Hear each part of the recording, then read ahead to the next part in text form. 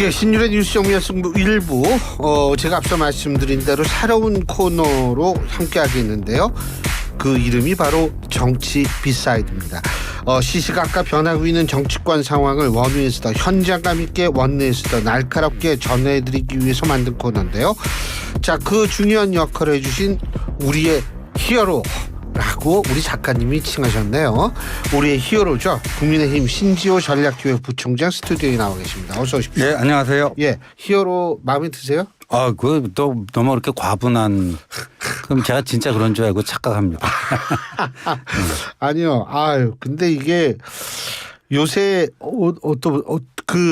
당원 게시판 사실 저는 그게 그렇게 좀 중요한 문제인가에 대해서 전 잘 모르겠는데 그렇죠. 어떻게 되고 있어요? 아니, 저희 당의 명색이 자유주의 정당 아닙니까? 네. 그러니까 아주 심한 욕설이나 허위사실로 타인의 명예를 훼손하는 이건 범죄죠. 그런 거는 막아야 되겠지만 단순히 비방하는 거 있잖아요. 네. 뭐 예를 들면 뭐 신지호 재수없다, 인간 말종이다 이런 거를 뭐 누가 당원 게시판에 쓰면은 그걸 막 색출해 갖고 징계를 하고 그래야 됩니까? 한동훈 대표에 대한 그 비방도 많다고 그러던데. 저희 이 당원 게시판 수준이 아니고요. 예. 저희 당사 앞에서 벌써 여러 차례 집회를 했는데 그분들은 스스로가 보수라고 칭하고 있는데 예. 쌍욕으로 시작해서 쌍욕으로 끝나는 그런 집회입니다. 그러니까 그건 명백한 범죄 행위예요. 그런데 그 대응하지 않고 있습니다. 네. 자, 오늘 일단은 가장 중요한 거 요새 이 가장 핫한 이슈는 이재명 대표 그리고 당내 비명계를 향한 일부 의원들의 좀 굉장히 우리 좀 좋은 말로 해서 격한 표현 이런 거 아니겠습니까? 어떻게 보고 계세요, 신 박사님 이거 지금? 당분간은 이재명 체제가 그렇게 흔들리거나 그러지는 않을 거라고 보는데. 네. 그리고 이 당을 워낙 이재명 일색화를 해놓은 거 아닙니까? 예. 지난 총선 공천 과정과 그 이후 과정을 통해서요. 예. 그러나 그러니까 이제 비명이라고 할 수 있는 세력이 미미해요. 의미가 별로 없어요. 예. 그런데 아마 친명 내에서 시간이 가면 갈수록 낮에는 친명 행사를 하는데 밤이 되면 동요하는 이른바 주명 야동 의원들이 시간이 갈수록 늘어날 수밖에 없다. 그게 권력 세계의 생리다. 이렇게 봐야 되는데 처음에는 다들 이재명 대표 이 판결에 대해서 분개하고 어떻게든지 막아내자. 일치단결하자. 이런 얘기를 합니다. 지금 그 얘기 안 하는 사람 누가 있어요? 없죠. 심지어 김동연 경기지사도 그런 얘기 하지 않습니까? 그런데 시간이 좀 지나면 좀 편한 사람들끼리 좀 소주 한잔 하면서 소주 한잔 하고 뭐 편하게 대화할 때는 이재명 대표 정말 안타깝지만 이게 현실은 또 다가오는 거 아니냐. 그렇다면 좀 당이라도 살아야 되는 거 아니겠느냐. 이런 이제 얘기들이 하나둘씩 수면하에서 터져 나올 수밖에 없다. 저는 그렇게 봅니다. 그 시기가 언제쯤이라고 보세요? 그게요. 지금 선거법이 633인데 이제 1심에만 2년 2개월이 소요된 거 아닙니까? 예. 그런데 1심은 워낙 길게 빡세게 해서 했는지 2심은 의외로 간단하게 끝날 수 있어요. 1심에서 증인 채택 웬만한 사람 다 했고요. 그리고 중요한 법리 증거 이런 것도 다 이제 처리가 됐기 때문에 그래서 저는 내년 3월 전에는 항소심 결과가 나올 거라고 봅니다. 내년 3월 전에는요. 그러니까 633이 어느 정도 지켜진다 이렇게. 예, 이제부터는 633이 그게 왜 또 조희대 대법원장이 얘기를 했죠. 명확한 지침이잖아요. 그럼 항소심에서도 저는 이게 뒤집힐 가능성이 1%도 안 된다 하는 게 제 주변에 실력 있는 법조인들의 공통된 의견이에요. 그래서 징역 1년 집행유예 2년이 항소심에서도 이게 선고가 되면 그때부터 그러면 이제 대법원 확정 판결 남았는데 조희대 대법원장이 633 지키자고 그랬으니까 대법원 판결은 항소심 나오고 나서 무조건 상결이라고 봐야 되겠죠. 그러면 3개월 후에 어떤 게 되는가. 이재명 대표가요. 국회의원 뺐지만 떨어지는 게 아니라 정당법에 근거해서 당 대표직도 박탈당합니다. 당 대표직. 그러면 항소심이 딱 나왔는데 3개월 후면 당 대표 공석 사퇴가 되잖아요. 그러면 정상적인 당이라면 3개월 후에 어떻게 할 것인지 얘기 안 할 수가 없죠. 비대위로 갈 것인지 아니면 전당대회를 열어서 새 당대표를 선출할 것인지 이 논의가 안 될 수가 없습니다. 예. 근데 어떻게 보세요? 만일 말이에요. 이거 우리 뭐 가정이지만 만일 이재명 대표가 차기 대선에 출마하기 힘들어진다라고 가정을 했을 때는 네.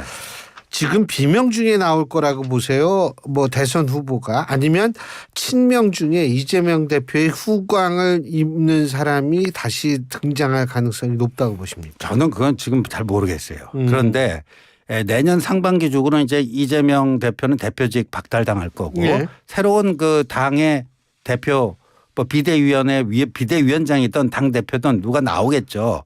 근데 그 사람은 그러니까 포스트 이재명 체제는요. 예. 전혀 새로운 인물이 나오는 게 아니고 이재명 다시 다시 예. 1-2, 예. 2-1 이런 식으로 이재명 다시 체제가 될 가능성이 높다. 그러니까 지금 워낙 일색화실 시켜놓은 거 아니에요. 그러니까 이재명 대표도 수렴 청정을 시도할 겁니다. 어쩔 수 없이 당대표직을 내놓고 하지만 당의 실권자로서 실력자로서 자신이 원하는 사람을 당대표 그러니까 바지사장이 되는 거죠. 그래서 이재명 다시 체제 이재명 수렴 청정 체제를 구축을 시도할 거고 저는 그게 성공할 가능성이 높아 보입니다. 현재의 민주당 내의 세력 판도로 봐서는 그렇습니다. 그럼 뭐 비명들이 움직일 공간이 계속 없겠네요. 뭐. 아주 없겠죠. 그런데 그런 식의 수렴 청정 체제가 여론의 지지를 받기는 힘들겠죠. 그러니까 그런 거를 이제 틈새를 이른바 뭐 삼총 삼김 이분들이 그걸 파고들려고 하지 않을까 보여지는데 그래서 지금 말이죠. 이재명 대표 이 판결에서 엄청 붕괴하고 앞장서서 뭐 하겠다 이분들은요. 사실상 이재명 다시 체제에서 요직을 하기 위해서 벌써부터 그 낙점받기 위한 충성 경쟁을 하는 걸 수도 있다 이렇게 봅니다. 지금 국민의힘도 말이에요. 사실은 상대가 좀 어떻게 됐든 하여간 변할 상황이 된다면 국민의힘도 이 전략적인 측면을 좀 바꿔야 되는 거 아니에요. 그러니까 예를 들면 네. 이재명 대표 사법 리스크에만 좀 집중을 했다가 이제는 좀 바꿔야 되는 거 아니냐 이런 얘기도 나올 법도 한데 어떻게 보십니까? 그래서 지금 그 월요일 아침 최고위원 회의에서 한동훈 대표의 일성이 이제는 민생경제다. 이제는 민생경제다 하는 거고요. 그리고 목요일에 이제 또 저희 당 최고위원회가 열리지 않습니까? 그때 민생경제특별위원회를 발족하는 것을 의결을 할 예정이고요. 경우에 따라서는 한동훈 대표가 그 특위위원장을 직접 맡아서 손수 네. 민생 현안을 챙기는 그런 식으로 갈 가능성이 있습니다. 예. 그러니까 지금 현재 국민의힘에서 대권 도전을 할 수 있는 인물들 따져보면 한동훈 대표가 있고 네. 오세훈 시장이 있고 네. 뭐 물론 다른 분들도 있을 수 있죠. 네. 뭐 홍준표 시장도 꿈을 꿀 수 있는 네. 거고 그러니까 그분들이 나름대로 경쟁을 좀 해야겠죠. 그래야지 또 흥행도 되니까. 그렇죠. 네. 근데 그 경쟁이라는 것을 상대를 기준으로 또 이 상대가 누구냐에 따라 좀 달라질 수 있는 거 아니겠어요? 그렇죠. 그래서 네. 저는 이제 이재명 대표 대표직 내려오면 그 이재명 수렴 청정 체제가 다시 그 등장할 가능성이 높지만 그 체제로 대선까지는 못 갈 겁니다. 뭔가 민주당 내에서도 변화와 쇄신의 바람이 일어날 것이고 그리고 이재명과는 색깔을 달리하는 사람이 대선 후보로 등장할 가능성이 상당히 있을 것이다. 그렇게 되면은 모처럼 말이죠. 이 여야 간의 경쟁이 중원 경쟁이 될 수도 있겠다. 그렇게 되면. 중원 경쟁이라는 건 중도층 쟁탈전. 네, 중원을 차지하기 위한 경쟁. 예. 이제까지는 서로 극과 극에서 그 대결을 벌였다면은 치킨 게임을 했다면은 이제는 이재명을 대체할 체제라는 거는 이런 개딸 전체주의에 대한 어떤 반성과 성찰 뭐 이런 거에 기초해서 나오지 않겠습니까? 훨씬 더 좀 소프트한 체제가 나올 수밖에 없고요. 지금 저희 당의 이제 한동훈 대표가 추구하는 노선도 바로 그런 거 아니겠습니까? 중수청 해하고 중도 수도권 청년 뭐 그러다 보니까 여야가 그런 점에서는 모처럼 중원을 차지하기 위한 경쟁을 할 수도 있겠다 이렇게 생각합니다.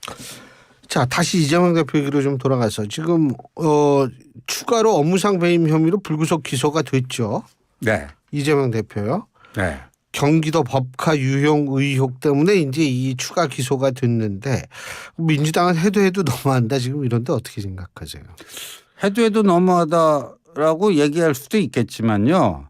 정말이지 별것까지 다 해먹었구나 하는 말도 통할 것 같아요. 네. 오늘 그 검찰이 이제 기소를 하면서 보도 자료를 냈는데 그걸 쭉 보니까요. 정말이지 어떻게 세탁비까지 그 경기도 예산을 넣습니까? 세탁비까지. 뭐 밥 한 끼 정도는 어쩌다 보면 그럴 수도 있다라고 하는데 뭐 세탁비라든가 이런 건 좀 너무 심한 거 아닙니까? 네, 그래서 이거는 거의 자범 수준이에요. 네, 이게 뭐 정치범이면 할 수가 없는 자범들이나 할 수 있는 아주 자질구레한 범죄를 저지른 거 아니냐. 그러니까 정말 이제 별것까지 다 해먹었구나 하는 말이 안 나올 수가 없겠더라고요. 다음 주 월요일에 있는 위증교사 1심은 어떻게 전망하십니까? 저희들은 그 실형이 선고가 될 텐데 뭐 한 징역 1년에서 2년 사이. 그런데 법정 구속은 피하는 뭐 그런 정도를 예상하고 있습니다. 지금 말씀하시는 거는 집행유예 없는 징역형인데 실형인데 법정 구속은 안 한다. 네. 이 말씀이신데요. 그렇죠. 네. 그러면은 민주당이 더 흔들릴까요? 그렇게 되겠죠 아무래도. 점점 이게 쌓이면. 네, 그렇게 되겠죠. 예. 네. 그러면은 이제 남은 게 굉장히 많잖아요. 성남 FC도 있고 대북 송금 문제도 있고 네. 여러 가지가 이제 또 남았는데 그게 이제 계속 내년에도 이어질 거 아닙니까? 그렇게 되겠죠. 근데 제일 먼저 이제 확정 판결이 나는 거는 선거법일 가능성이 제일 높죠. 그리고 그거는 내년 상반기 안으로 마무리되지 않을까 이렇게 전망하는 거죠. 근데 그럼에도 불구하고 이재명 대표가 나름대로 영향력을 유지할 수 있는 그렇게 생각하시는 이유는 뭐예요? 뭐 당내 세력 분포 아닙니까? 세력 분포. 네, 그렇죠. 그래도 알겠습니다. 그리고 이 명태균 씨 얘기 요새 안 할 수가 없는데 이거 자꾸 민주당에서 이제 추가 녹취를 공개를 했는데 네. 어떻게 보세요? 이 명태균 씨 문제는. 명태균 씨는 정말 럭비공 같아갖고 어디로 튈지 모르겠어요. 그다음에 저도 깜짝 놀란 게 굉장히 많은 주요 정치인들이 명태균 씨와 관계를 맺었구나. 저희 당의 주요 플레이어들. 좀 거물급 정치인 중에 명태균 씨랑 인연을 맺지 않은 사람은 거의 한동훈 대표가 유일한 것 같아요. 네. 이분이 왜 그럴까요? 그게 여론조사 때문에 그런 거죠. 여론조사. 네, 여론조사 때문에. 네. 근데 이분이 지금 변호인 김소연 변호사가 사임했다고 아까 뉴스에 나왔더라고요. 네. 근데 명 씨의 요청으로 사임했다 뭐 이런 얘기를 하는데 요청으로 왜 사임을 시켰을까요? 전 그것도 궁금하더라고요. 같은 국민의힘 정치인 아닙니까? 김소연 변호사. 근데 뭔가 이제 김소연 변호사의 변론 행위가 본인에게 좀 안 맞는 측면이 있다 이런 판단을 했을 수도 있겠죠. 근데 또 이제 김소연 변호사가 또 이제 그 어떤 타인에 대한 호불호 감정이 좀 분명한 스타일이잖아요. 예. 그러니까 자기 변론 조용하게 자기 변론 해주기보다는 뭔가 더 그런 표현을 대외적으로 한다 뭐 그러면 본인이 그게 좀 부담으로 느꼈을 가능성도 있겠죠. 근데 지금 명태균 씨도 계속 지금 녹취도 나오고 이 사람 입도 얼로 튈지 모르는 거. 근데 이준석 의원도 사실은 요새 얘기를 좀 하더라고요. 네. 어떻게 보세요? 이준석 의원이 지금 뭐 대통령 부부의 부적절한 공천 개입에 대해서 뭐 7건이다 8건이다 이렇게 폭로를 하고 있잖아요. 그건 그거대로 이제 진위 여부 사실관계를 따져봐야 될 텐데 그렇게 하는 이유가 저희들이 봐서는 이준석 의원 본인도 지금 되게 그 코너에 몰려 있거든요. 명태균 씨와의 관계에 있어서. 네. 지금 미래한국연구소 소장을 했던 그 김태열 씨라는 분의 증언에 의하면 당대표 되는 과정에서 무료 여론조사를 제공해 줬다. 그러니까 본인은 부인하고 있죠. 본인은 부인하고 예. 있는데 근데 그 검찰이 지금 PNR이라고 하는 여론조사 회사 압수수색 뭐 한다고 하는데요. 그때 PNR 여론조사 그거 명태균 씨 작품으로 다들 알고 있어요. 여의도 사람들은. 그 PNR 조사가 이준석 돌풍을 일으키는 그 기폭제가 된 건 맞습니다. 이준석 그 당시 후보가 출마 선언을 하고 최초로 이준석이 들어간 조사가 PNR 조사였는데 오차 범위 내에서 나경원 후보에게 조금 오차 범위 내에서 뒤지는 2등을 해서 첫 번째 여론조사인데 꽤 괜찮네 그랬는데 정확히 6일 후에 그 PNR에서 같은 방식의 조사를 하는데 거기서 나경원 의원을 제치고 1위로 올라섭니다. 그때부터 이준석 돌풍이 바람이 불기 시작했어요. 그건 뭐 그 당시를 아는 사람들은 다 동의하는 얘기입니다. 그러니까 당대표 당선에 그다음에 명태균 씨도 이준석 당대표는 내가 만들어준 거다. 그런 뉘앙스의 얘기를 한 적이 있고요. 근데 문제는 그 이후에 그 명태균 씨가 뭐 주선한 뭐 토크 콘서트 경북 안동에서 있었다고 그러죠. 그때 이준석 대표가 가서 그 연사로서 메인 스피커로 그 활동을 했는데 그게 뭐 한 3천만 원 수고료가 나왔다라는 거 아니에요? 근데 본인은 그건 또 아니라고 얘기하죠. 근데 그게 미래한국연구소로 갔다는 거 아닙니까? 예, 뭐 그러니까 본인은 받은 적이 없다. 본인은 받은 적이 없는데 그 미래한국연구소가 받았다고 지금 그 소장을 했던 사람이 지금 증언하고 있지 않습니까? 그래서 이준석 의원이 얘기하는 게 폭발력이 좀 더 클까요? 명세균 씨가 얘기하는 게 더 좀 반영이 클까요? 그거는 뭐 내용에 따라 다르겠죠. 그래도 이쪽은 여당 대표를 한 분이기 때문에 좀 그래도 나름대로 좀 그러니까 사회적 신뢰도는 명태균 씨보다는 그래도 이준석 의원이 높겠죠. 예. 근데 이제 이 폭로의 구체성, 사실 정합성 뭐 이런 거를 또 따져봐야 되겠죠. 네. 그리고 국민의힘에서는 재판 지원 태스크포스를 만드는 모양이에요? 네, 태스크포스인데 모니터링 팀입니다. 모니터링. 예.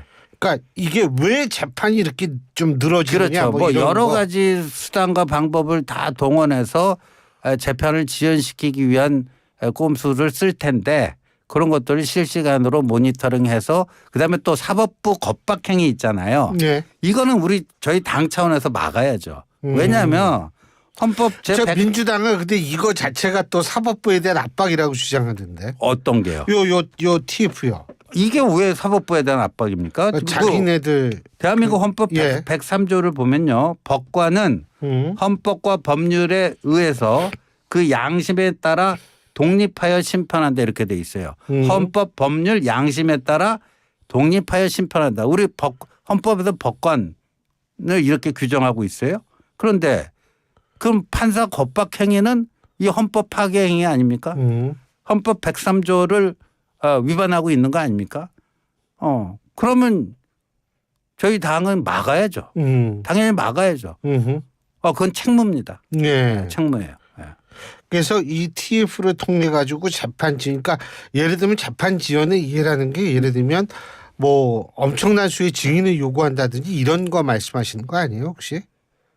그런데 그 1심이 굉장히 뭐 수십 명의 그 증인들이 나왔기 때문에 그 1심에서 나온 증인을 2심에서 또 부른다는 채택하는 경우는 아주 예외적인 경우가 아니라면 없답니다. 그러니까 법조인들이 다 그렇게 얘기해요. 예. 그러니까 2심은 그렇게 길게 가지는 않을 것 같은데. 예. 그러니까 뭐 재판부 기피 신청이라든가 또 뭐 변호인 교체라든가 뭐 하는 수법으로 이거를 이제 지연시킬 수는 있겠죠. 자, 어쨌든 뭐 이재명 대표 이 앞으로의 운명이 결국은 국민의힘에도 상당히 영향을 줄 텐데 일각에서는 차라리 이재명 대표가 국민의힘 입장에서 볼 때 상대하기 쉽지 않은가 뭐 이런 얘기도 있는 모양이에요. 어떻게 보세요? 그건 뭐 정치공학적 판단으로는 일리가 있는 얘기예요.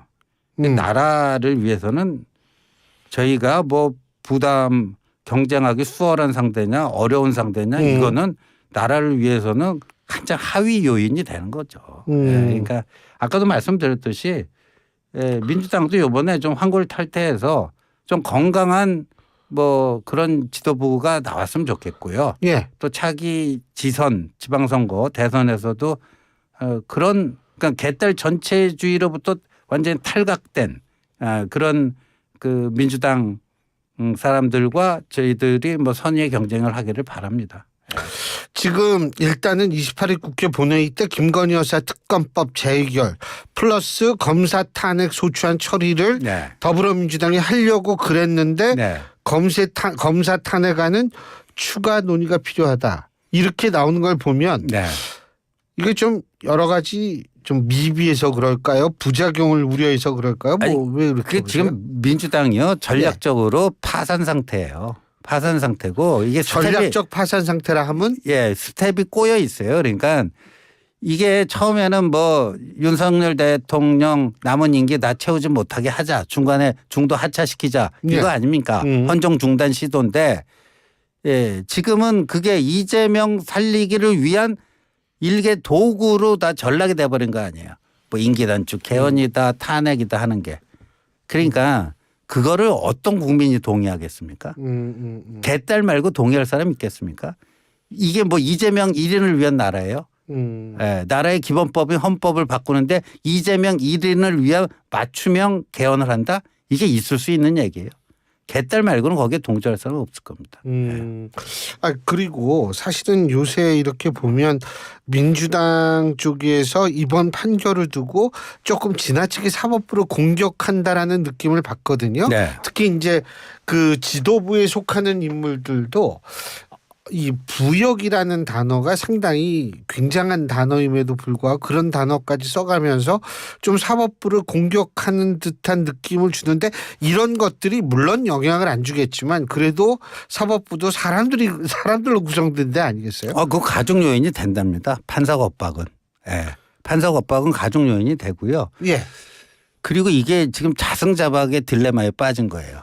화풀이를 할 때는 지금 검찰은 기소만 했을 뿐이지. 그렇죠. 그러니까 재판부에 대해서 화풀이를 해야 될 거 아니에요. 예. 분노 표출의 대상이 지금 재판부가 된 거 아니에요. 그러니까 뭐 사법살인이다, 정치보복 판결이다.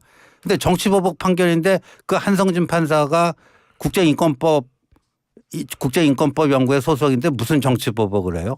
좌파가 좌파를 정치보복합니까? 예.